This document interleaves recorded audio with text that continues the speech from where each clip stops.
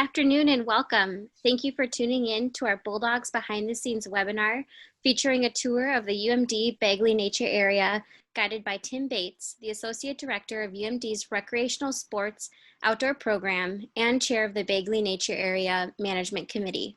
So today's webinar is hosted by our office, UMD Alumni Relations, with my teammates Matt and Austin on the line. My name is Molly Nelson and I will be facilitating our conversation with Tim today. Before we begin, I have a few housekeeping items to mention. First off, we are using Zoom as our platform, and with that, we are using features that will help us engage with one another. The main feature is using the question and answer portion of the webinar. If you'd like to, feel free to enter a question in the Q&A section on the bottom of the screen. Tim will try to answer as many of them as time permits at the end of the session. Secondly, this webinar is being recorded and will be uploaded to our UMD Alumni Relations YouTube page. We will send you the link directly once it is ready. So today we'll be guided on a virtual tour of the UMD Bagley Nature Area guided by Tim Bates. Tim is the Associate Director of UMD's Recreational Sports Outdoor Program, where he has spent over 30 years teaching people about the outdoors. In his role, he teaches academic classes, does administration, and works with students and community members to gain a greater understanding and appreciation of the natural environment. For much of that 30 years, Tim has been using Bagley Nature Area as his classroom. In his free time, he can often be found paddling a canoe, biking the amazing Duluth trails, bird watching, or woodworking. It is now my pleasure to welcome Tim. Welcome everyone.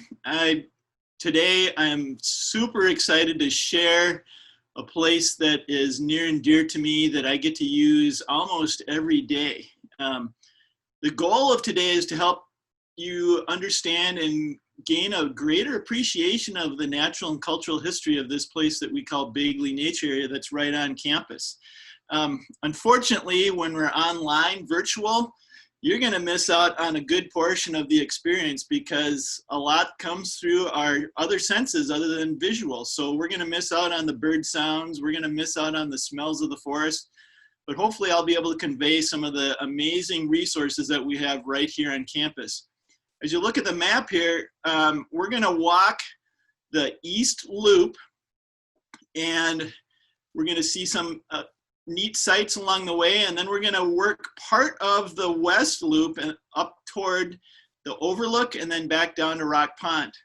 So as we walk along toward Rock Pond, which kind of is our first focal point, or really it's the focal point for the entire nature area, we will, as we look to the right, we'll see some canoes, and those are going to be referenced later on. But as we walk over toward Rock Pond, if we walk back in history and we were here in the mid-1960s, this would be a speckled alder swamp. In the mid-1960s, the university, along with the Department of Interior, spent some money on taking what was then known as Rock Hill Park and adding some recreational and natural amenities. So this area was dug out with a bulldozer, and it's about at its deepest 9 feet deep. So there's actually a lot of wildlife that come and use this as a resource in some way, shape, or form. Later on, I'll talk about the goldfish that resided in here for a while. So there are minnows, and as you can see in this picture, there are some ducks residing on the pond. It's kind of a magnet of wildlife in the springtime. We're going to have kind of a fast-paced hike, so we're going to start off by working our way up the little sledding and ski hill toward what we now know as the Bagley classroom. And right where this white chimney is, this is a fireplace that is available for use for students and community members. Usually there's wood available here. Right where that chimney is was a tree that we used to call the learning tree. So some folks that are alumni might remember that as a meeting spot for classes. And we realized back in a number of years ago that meeting under a tree is great, but sometimes inclement weather needs to have some sort of a shelter. And so we worked with the university, and the end result is this classroom, which is an amazing classroom in that it's a LEED certified building that generates for the most part, as much energy as it uses, and it's used or built of sustainable materials and recycled materials. So it's a great place for students to gather and observe nature through these large windows. But for the most part, much of the use is just as shelter when the weather gets challenging. And as we move along, we'll be able to see some of the spots where students gather. This is a classroom at the UMD campus. So it's not just the building, but it's the whole area. And we can look down toward Rock Pond from up above and see people learning how to canoe through outdoor skills classes. We can see research going on in the nature area. There's a lot of activities that are happening in Bagley Nature Area, and that's what make it a perfect resource right on campus. Overall, it's 59 acres, and there's a wide variety of forest types in that 59 acres. As we work toward the East Loop, we enter the grove of maple trees, an oak maple basswood forest. And this is kind of an old growth forest that with these maple trees, we offer programming in maple syruping. And so young children from the area come up to campus and learn about the process of maple syruping. And that is a program that's done by the outdoor program, but it's also done by the American Indian Science and Engineering Society and another part of the Bagley Nature Area. And it helps us understand that we're not the first people to be using this resource. This is definitely land of the indigenous peoples in this area, that they probably were using this for maple syruping. As we walk by these large trees, we can see the varied age classification in the forest. We got young stuff and old stuff, and this big red oak tree that has fallen over in a windstorm. When you have that various age classification in forest, that's a good sign of a diverse forest. And so some of these trees are, they're very big for Duluth. Up on the right, we're gonna see this large sugar maple, and that's the largest sugar maple in Bagley Nature Area, and it's one of the largest in the city of Duluth. The perspective is a little out of whack with the camera, but it's a big tree. And it's been tapped for a number of years by those school groups that come up and learn about the process. And they learn a lot about the forest as well when they come up to campus. As we walk down the trail, we're following what also in the wintertime is a ski trail, and we'll talk about more of that in a bit, but you can see the forest is changing a little bit. We're getting into a younger forest with smaller trees. And as we go along, we're gonna come to a short spur trail that cuts off the main trail and goes to the Bagley Nature Area campground. And that campground we built on the property of a former homestead. The university bought the home, removed the house and the garage, and there was an open space here. And we realized this could be a wonderful resource for people that are hiking the Superior Hiking Trail, which comes through campus. But it's also it's a campground that is open to the general public. There's a parking lot on the other side of it that people can walk in and set up a tent. Right now we are closed because of the campus being partially shut down and the COVID situation that we're in. It's definitely a challenge, but it is a great place to camp in town with a tent. There's a campfire and a picnic table and an open space and a water supply and outhouse there for everybody to use.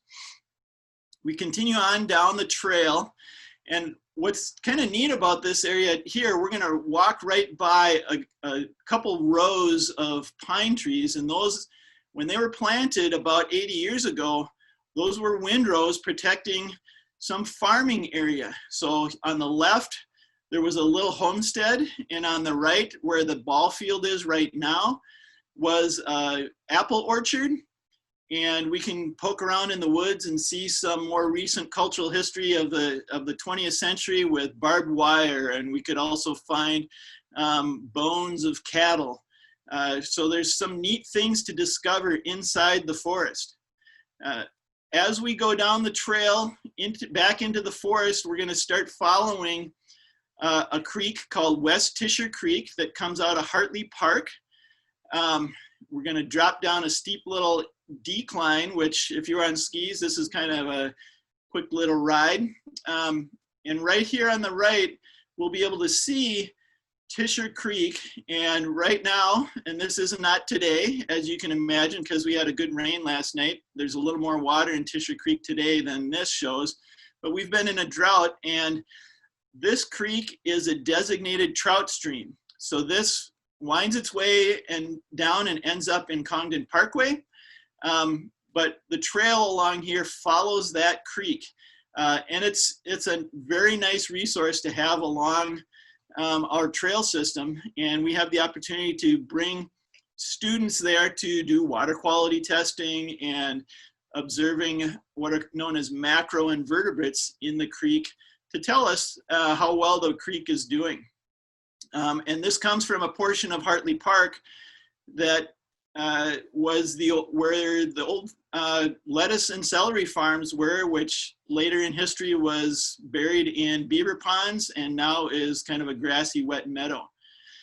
We're continuing on the trail. This is still following the Tisher Creek on the right, and this is going to carry us closer and closer to Arrowhead Road. And you can see there's a lot of light openings here. Sunlight is coming through the forest and the trees are much smaller. We're walking through mostly an aspen and birch grove forest, which if we know our trees a little bit, we know that those are early growth forest trees. So it's an area where trees have just begun from being more of an open area. Well, and I can put that more of a time scale that's probably about 40 years since this area was a little more open than it is now. As we get closer to Arrowhead Road, actually the trees are going to get a little smaller, and we're going to take a little step off to the right. This is a classic spot where I take classes, and we can do some hydrology lessons of how creeks flow, and it's a nice little pool. Occasionally you may see a little trout in there.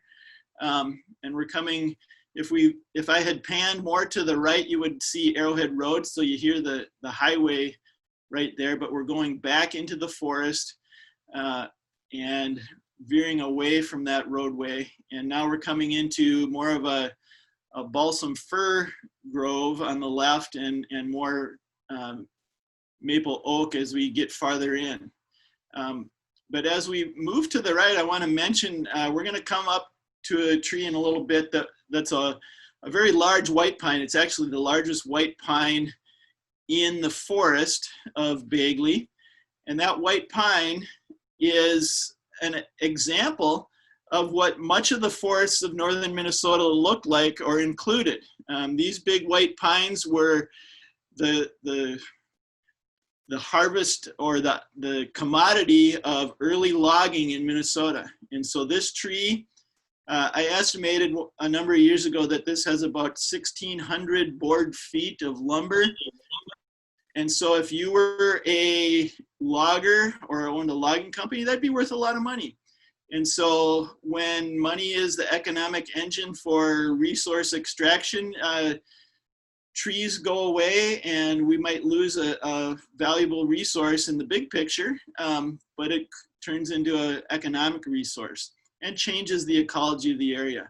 And there's a little grove of white pines around that one that are kind of a nice example and a teaching tool for students. Here at this spot, I just wanted to slip this still photo in. We're coming to an area where it's a great example of trees that came down in the windstorm of 2016. Bagley Nature Area, I counted 75 full trees across the trail system, much of which are going to be along the trails that we walk today in this tour. And as we go back on the trail here, we can see a lot more sunlight in this spot. And so we're going to walk by a number of stumps. We're going to see a lot more sunlight coming in. And this is a great example of natural cycles occurring in a forest. with this newfound sunlight coming in, we have a number of other species that are coming up from this forest floor. And it's a great example of the dynamics in a forest. And it's a great example to show students what goes on when storms come through. Now, I think we were pretty fortunate in comparison to some parts of like Hartley Park, which there are parts of Hartley that were completely flattened and the whole forest pretty much has to start anew. And that's not necessarily bad, but aesthetically, for a lot of people that use a place like Bagley, it's challenging to see a whole area wiped out. Because right now, as is, people really love Bagley Nature Area. And that love is in all seasons. And so as we turn the corner here, we're gonna see some images of winter. The trails that we're walking are our ski trails. And those ski trails are groomed for classic skiing. And they're groomed regularly. We have classes out here. We also have snowshoers that come and enjoy Bagley. Here's a vintage photo of some classic skiing. So it's a year-round resource for the campus, students as well as community members. We're going down this small hill and we're getting closer once again to the north side of Rock Pond. And earlier I had mentioned the goldfish. At one point, goldfish were in Rock Pond because somebody from probably a dorm or one of the apartments felt sorry for their goldfish and they let them free rather than throw them in the garbage after their school year. And so Rock Pond actually was swarming with goldfish, and we had to drain the pond to clear them out because remember that trout stream, well, goldfish are not quite compatible with trout. And so that's also an indicator of we have challenges with invasive species. So one of the major projects we've undergone is working to eradicate Bagley of buckthorn. And buckthorn is one of those forest tree species that are taking over. This fella here is pulling a buckthorn.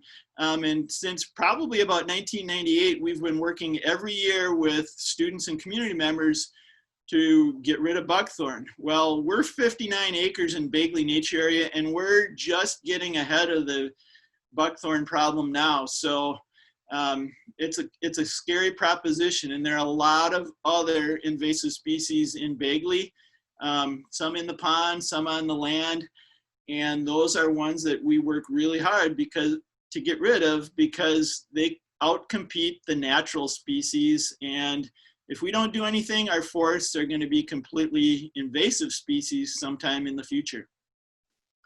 Now we're veering off the normal ski trail and we're on a little hiking loop. And we're crossing a little wooden bridge here. It goes over what I call Bagley Creek. It doesn't really have a designated name.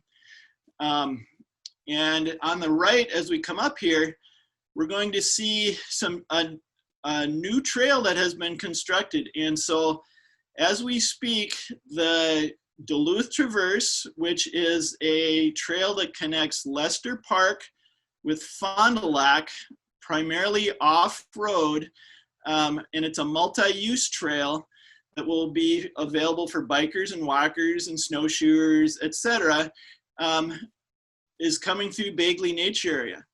And this trail helps connect UMD and Bagley and its students to other destinations throughout the city of Duluth. And you can see as I point the camera up at a little sign, we also have joined the Superior Hiking Trail here. So right here on campus, we have connectors to, let's call it the rest of the world, on natural surface trails. And those natural surface trails we could hike up to Canada. We could also bike to Fond du Lac. We could bike to a wide variety of places throughout the city. So pretty amazing resource that we have right here on campus for students and everybody else. So we're going to continue on. We're crossing Bagley Creek again, and we're working our way up the north side of Rock Hill. And Rock Hill is a pretty high promontory right here on campus. It's the highest part of campus, and there's not a lot of other hills that are higher than it in Duluth. Yes, there are some that are higher. And so we're working our way uphill. And in this forest, you can see we have a lot of similar age maple. And so this is actually another old grazing area. At some point in history, this was open and we can find barbed wire fencing in the forest. We're continuing to follow the Superior Hiking Trail uphill. And at this point, we get to a stairway. And this stairway was built in the late 1960s as a part of that recreation development I talked about in regards to Rock Pond. And we go up and up and up. Yes, some of these stairs are a little rough, but it's amazing that they're still in place from the 1960s. Yes, some are a little crooked, but we continue to go up and up and up and work our way up Rock Hill, which is has a bedrock of basalt and gabbro. And so this promontory is a great resource for geology. So we can study geology. We're not gonna walk by where there's much for exposed rock or cliffs, but it's a fun place to discover. We continue up, and as we get closer to the top, you'll be able to see some parts of the landscape open up further.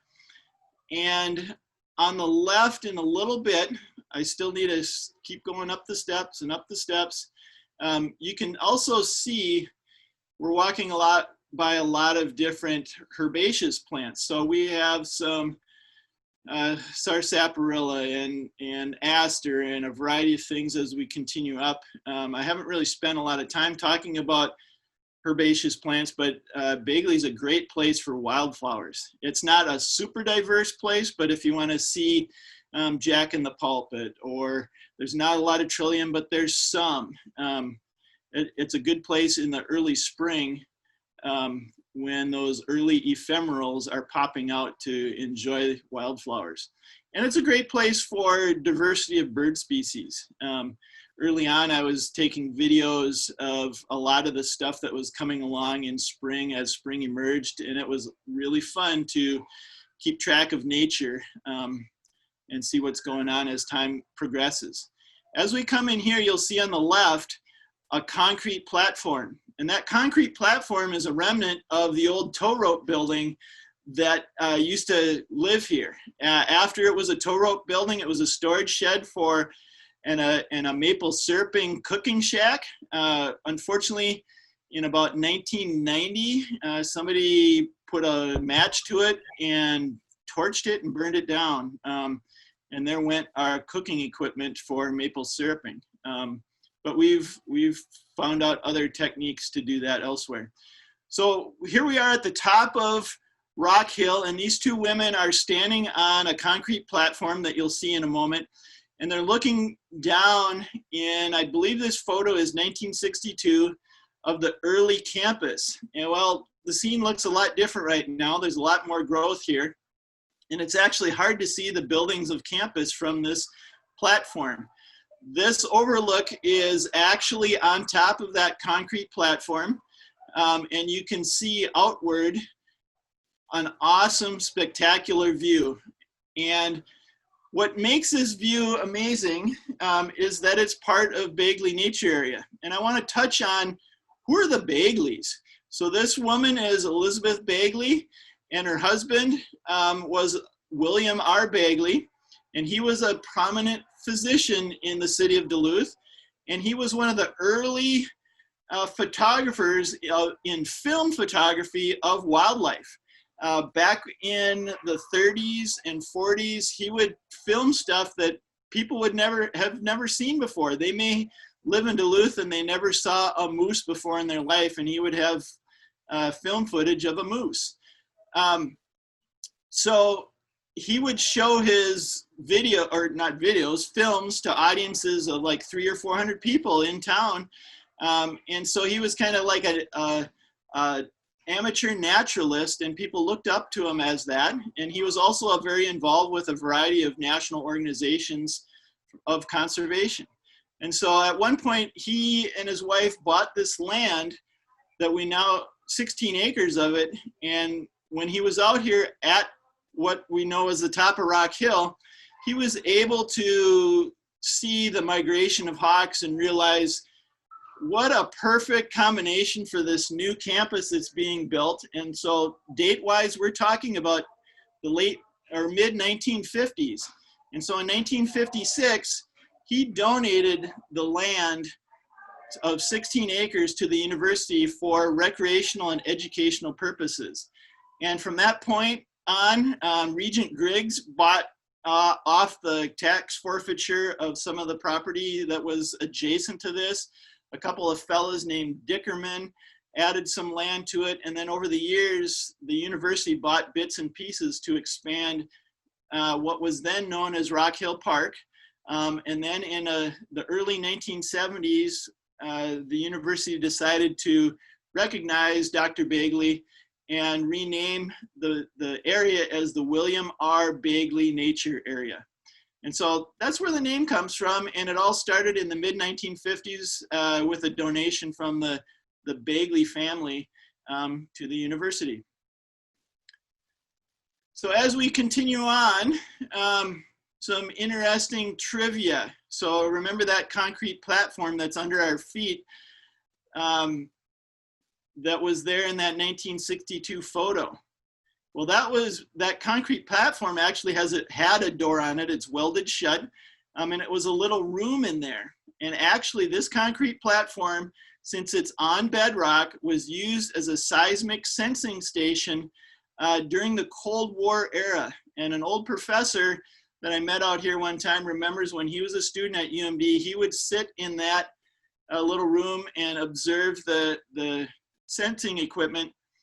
And the ultimate purpose was to determine whether or not the Soviet Union was testing nuclear weapons. And so I think that's kind of interesting trivia of what was going on in Bagley at one time. So over here, I mentioned the tow rope hill. We're over to the ski hill.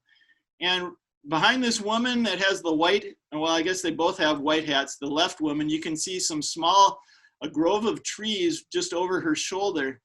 And we're gonna walk by that grove once we get down to the bottom of the hill.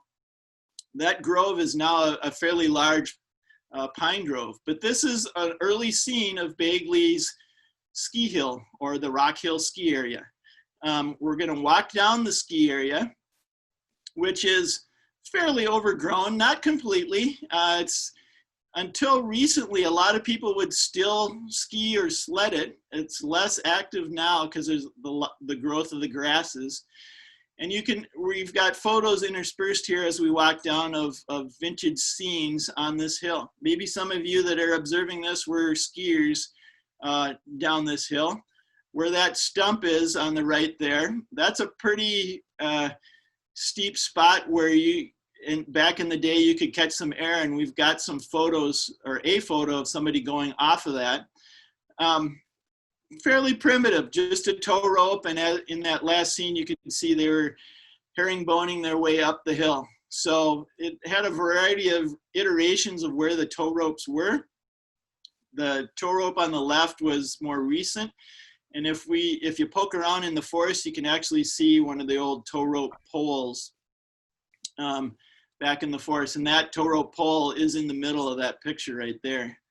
And so up here on the left, you will see that grove of pine trees that were over that woman's shoulder, and they've grown significantly in the intervening times. Yes, this is totally getting overgrown. It'd be kind of neat to keep it open, because there's that guy going off the steep spot on the trail or the hill. And that's another scene of the Duluth Traverse coming through Bagley. And now we're next to that grove of pine trees, and we're walking through some flowers known as dame's rockets. And we're getting down toward the bottom of the ski hill where the outrun would be. Now, at different times in history, that the parking lot that is straight ahead was part of the ski hill, and it was the very bottom of the ski hill. Actually, there were bits and pieces of it that have been a parking lot for a long period of time, and in about 1986-ish, this parking lot was expanded, and there are a number of boulders that are over by Rock Pond that came out of the construction of the Sports and Health Center that created some neat sitting areas for people to observe nature on the pond. Now we're back to Rock Pond. We're on the west side of the pond, and we're going to come up to this bench that's here. The trail on the left is the ski trail, walking trail. And we've covered a lot of territory in this short period of time. This is kind of a whirlwind tour of what's going on in Bagley. And we're gonna have a seat here and look out on the pond. This definitely has changed in the previous years. And what's neat about Bagley is it's got a lot of people keeping an eye out for it in efforts to preserve its recreational and educational integrity for the campus and the community. And so a lot of people put a lot of effort in making sure that the future generations will have this as an opportunity to use, to recreate, to learn, and relax. What's really fun is a lot of students come out here to de-stress. And that probably a lot of community members as well. But when you have a busy student life, coming out here is a great way to take a break from campus, your studies, to run, to walk, to ski, and soon to be to bike.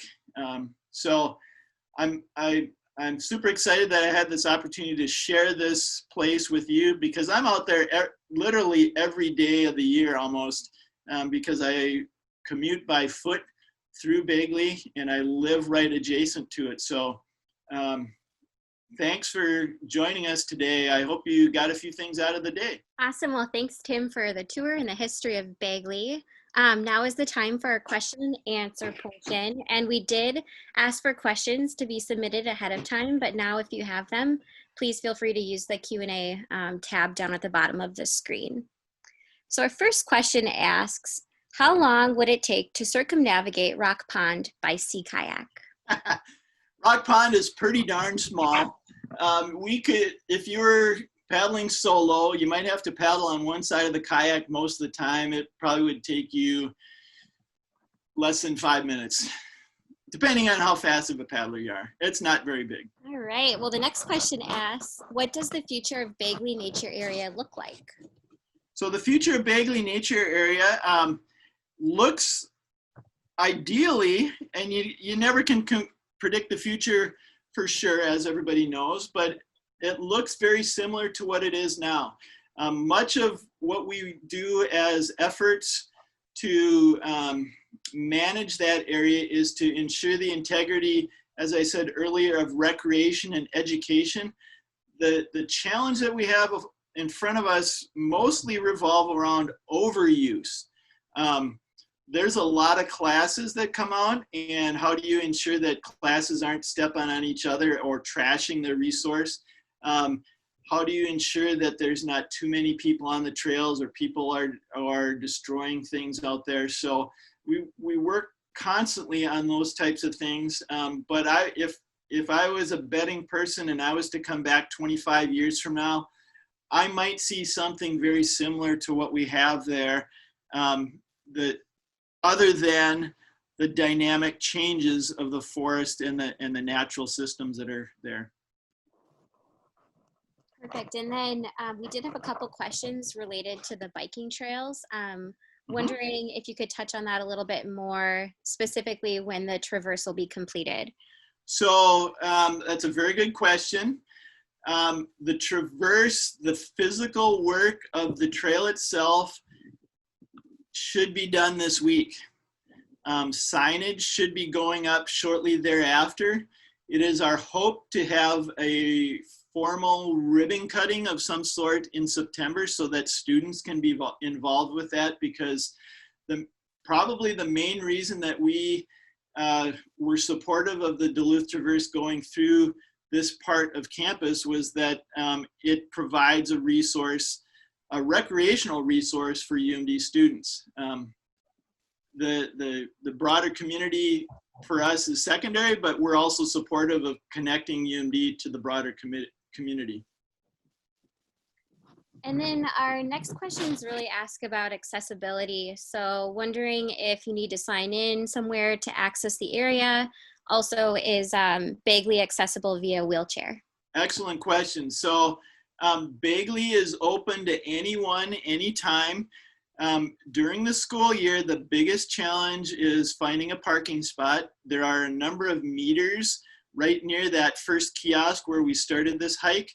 There's some there. There's also some where we finished the hike at the top of that parking lot near that bench that we sat down on.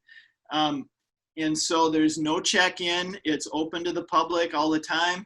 But the other question related to accessibility for wheelchairs.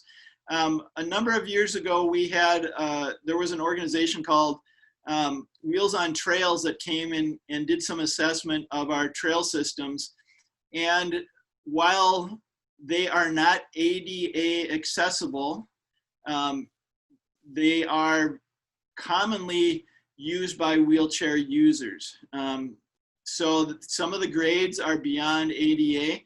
The loop that's around Rock Pond is close to being accessible. And it's been one of those challenges to get the resources to cross the line.